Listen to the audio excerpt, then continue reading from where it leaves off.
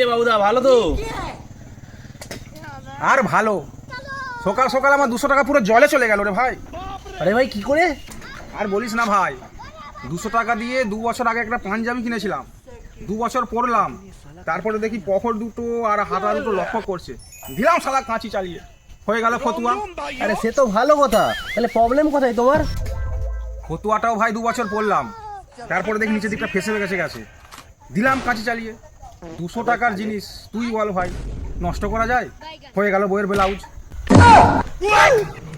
ওই ব্লাউজটা বউটা না প্রায় নেই 2 বছর পরলো, তারপর দেখি হাতা দুটো কেমন ঝিঝি করতেছে, ঠিক আছে, দিলাম কাঁচি চালিয়ে। 200 টাকার জিনিস নষ্ট করা যায় বল? হয়ে গেল বইয়ের রুমাল। তাহলে সে তো নাই বুঝলাম, তাহলে তো 200 টাকা জলে গেল কি করে? আরে ভাই পুরোটা আগে শুন, রুমালটাও নেই প্রায় 1.5-2 বছর ব্যবহার করেছি, তারপর দেখি সব ফেটে গেছে, দিলাম কাঁচি চালিয়ে। 200 টাকার জিনিস গায়ে লাগবে না বল, নষ্ট করা যায়? হয়ে গেল প্রদীপের সলতে। তুমি সালা রুমালটাকেও ছাড়লে না? সলতে তো জ্বলে ছাই হয়ে গেছে, সেই ছাইগুলোকে জুমে রেখে দিয়েছি। 200 টাকার জিনিস ভাই নষ্ট করা যায়?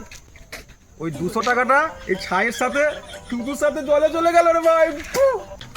নমস্কার দাদা, তুমিই পারবে, কোটি কোটি প্রণাম দাদা তোমাকে। তোমার 200 টাকাটা না তুমি ভালোই উসুল করলে। আরে শোন, আরে 200 টাকা ছাই দিয়ে দাঁতটা তো মেজে যায়, আয়।